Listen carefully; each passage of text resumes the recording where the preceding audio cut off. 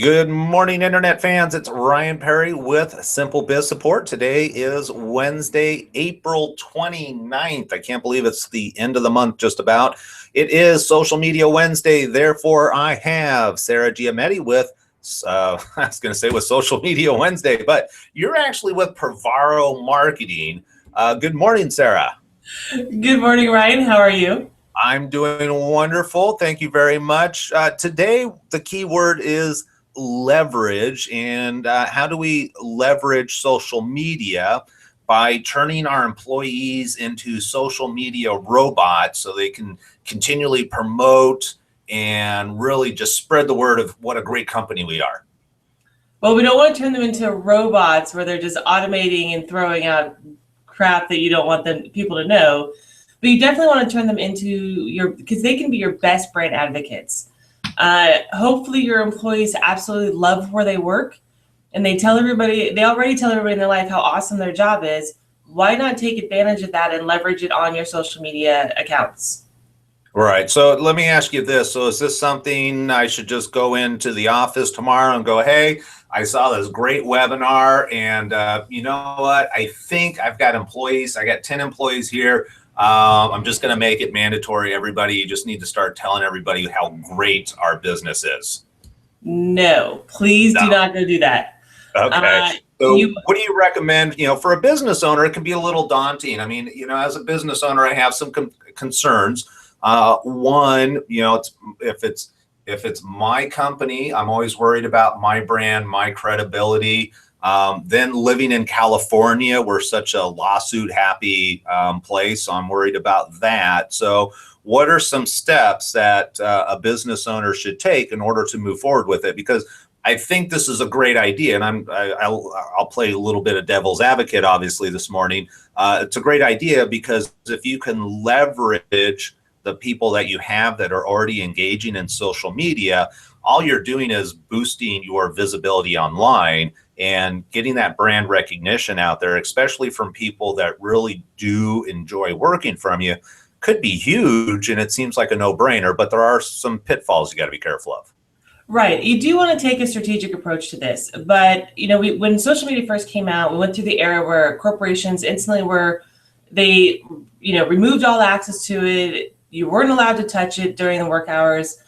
And we're seeing some companies, like I was reading a case study this morning about Zappos, how they encourage their employees to be on Twitter.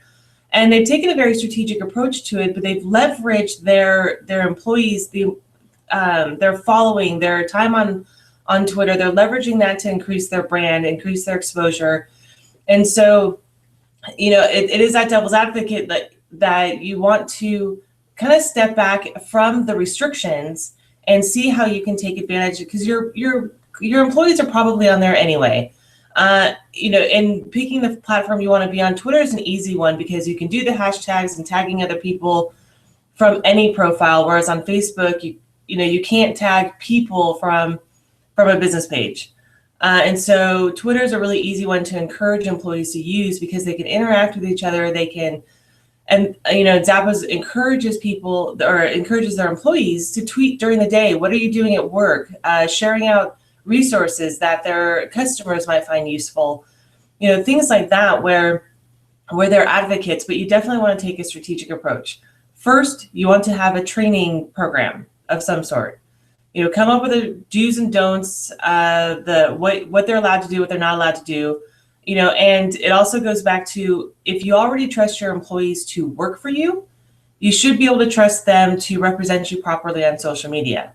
Right. And I'm going to cut in real quick and just say, a word that comes to my mind is culture. If you have good culture in your business, and culture starts from the top down, with good culture, you really shouldn't have to worry about too many things. I mean, depending on the size of your business, and I always tell people, especially small business owners, are always worried about, I'm going to get a negative review on Yelp, or somebody's going to not be happy with my service, whatever. And the reality is, if you do something long enough, something bad will happen. And that's okay, because this is life. Things do happen. We're all adults. And it also turns into a great opportunity on how do you handle that negative situation. That will say more about a business and their culture than just all the fun, fluffy, light stuff that we would want to have pushed out every day. Right. And if, hopefully your employees don't mess up, but if an employee messes up, own it, fix it. If they put a wrong picture on, take it down, apologize, and move on. Because that's all people want. They just want you to go, yep, we screwed up. Sorry, we're human. Here's our apology for it. We'll try not to have it happen again. But we're human. Our employees are human. It's just this part of being in business. But you definitely want, they're on there, so let them promote you. Let them promote the company culture. Do you guys do a team lunch once a month? Post pictures in that, because it reinforces that your company is run by people, not by robots. And we buy from people, not from businesses. So utilizing your employees on your social media as part of your social media strategy just reinforces that you are human and this is who you guys are buying from, here's our team. So, there are more benefits to encouraging your employees to utilize it than negatives. Right. And I think a lot of times, depending on the size of your company, if there's a couple layers of separation between, say, upper management and the frontline employees, those frontline employees are going to have their ear to the ground. They know what's going on. They know what the interest is. They're in tune with your client base because they're interacting with them on a regular basis. And if you're looking for content, those are the people that you should really be looking at because, again, they're working directly with your clientele.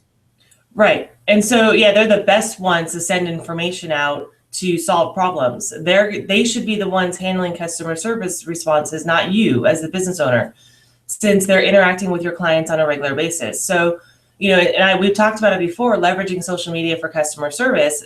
Utilizing your employees on social media is just another way to do it, because your customers can not only follow the business, but they can follow the employees as well. So as the employees are putting out information about the company, education, things like that, your customers are getting it from multiple avenues. And so you're just reinforcing that brand exposure.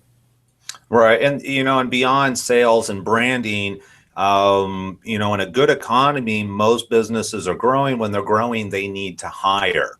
And it would be nice to be able to choose from high quality candidates.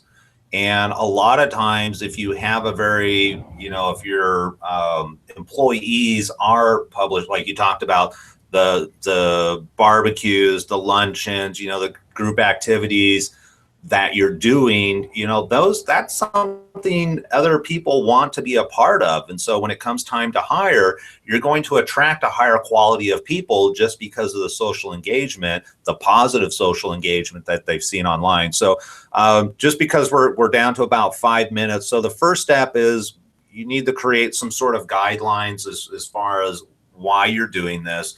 Number two, you mentioned you need to have some basic training, and there are people out there that do this for a living. You could Google it, but it really boils down to good culture. What are some other activities you talked about, like the lunch event? What are some other activities that you would recommend for business owners to think about if they're considering doing this, that they could have their employees do for them? Well, one, pick employees who want to be on social media. Obviously, it's not everybody's cup of tea. So don't try to force it on every single employee. Pick the ones that are excited to do it and are willing to represent your company online.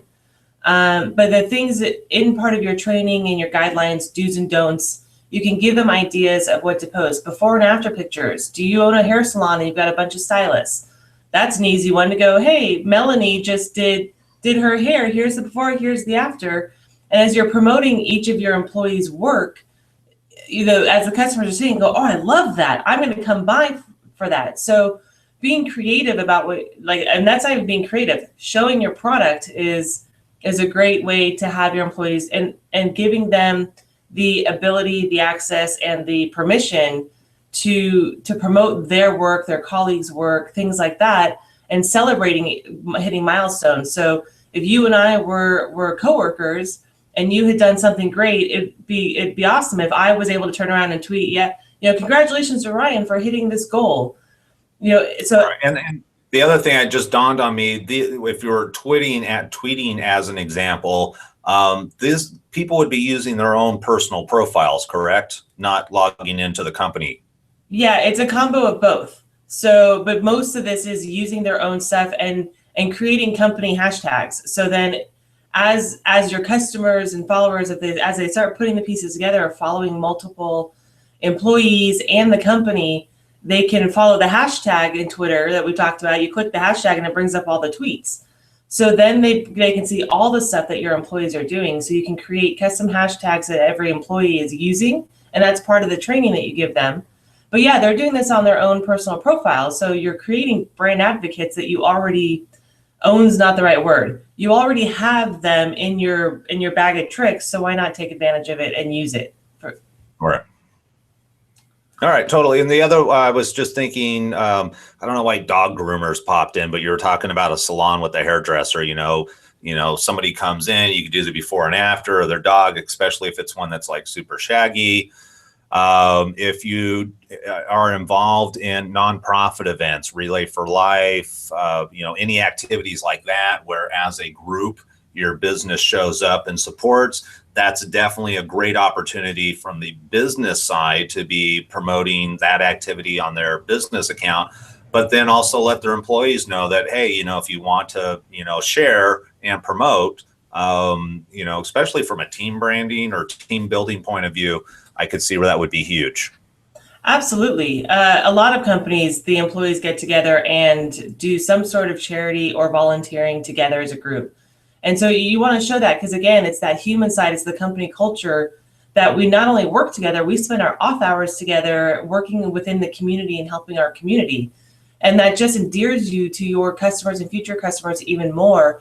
And it's like you said, for hiring, it also endears you to future candidates for hiring that they're going, wow, that place looks really awesome. I want to work there. And those are the best candidates to have, the ones that come in and be like, can I please work for you? Because you guys look amazing.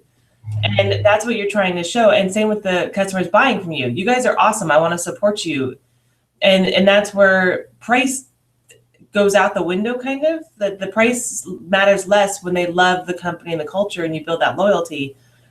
And so, encouraging your employees to show stuff of their own lives and the things they're doing together.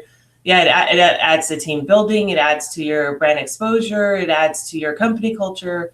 I really can't, unless you unfortunately have a vindictive employee, there's so many positives to utilize them. Right. Yeah. And I think the key thing is just company culture. If you, as a business owner, if you are in business to do good, support, nurture and grow people, then I think this is a great opportunity. If you're in business just to get as much money out of people, to use people as much as you can, this may not be the best opportunity for you. So, I think the first place you need to start as a business owner is just think about your company culture. If a friend asked one of your employees what they thought of their boss without you around, would it be positive? If it would, definitely a great idea. And we're just about out of time. So if you can kind of wrap up some of the quick points of what you should do and what you should consider before rolling out a program like this. But I think it's great for leveraging. Absolutely. And where you can start off is ask your employees, do they want to participate in this? If you have buy-in from them saying, yeah, that'd be awesome, I'd love to do that. Then you start from, you create the guidelines. The do's and don'ts, kind of the rules of how to participate in it. You put together some sort of training program, or you bring somebody in to train your employees for you on how to do it. And then you give them tools in order to do it. And you can monitor it. You can, especially if you're using something like Twitter, it's all public, so you can go and kind of keep an eye on what's going on. So I definitely would say take advantage of the fact you have employees who like you, like working for you, and let them help you tell the world how awesome you are. Right. Perfect. And then I don't know, Carrie Rigo Consulting. Do you know if she's still doing that type of employer type training? Yeah, she does. I do as well. Okay. Oh, okay. Oh, I didn't know that. Something you learn every day. Wonderful. All right. Well, Sarah, thank you very much. I don't know what we're doing next week, but I know we have something cool lined up. What are we doing? We're going to talk about social media tools. It says 44 social media tools. Hopefully we're not going to cover all 44 tools though. No, we're not. But I was looking back and noticed that we hadn't really talked about tools, or if we have, it's been a while. So talk about some tools that make doing your social media a lot easier for you and less time consuming. Okay, great. And that will be next week. As always, Sarah, I appreciate your time and I hope you have a great week. Thanks, Ryan. Hope you have a great week too. All right. Bye. Bye.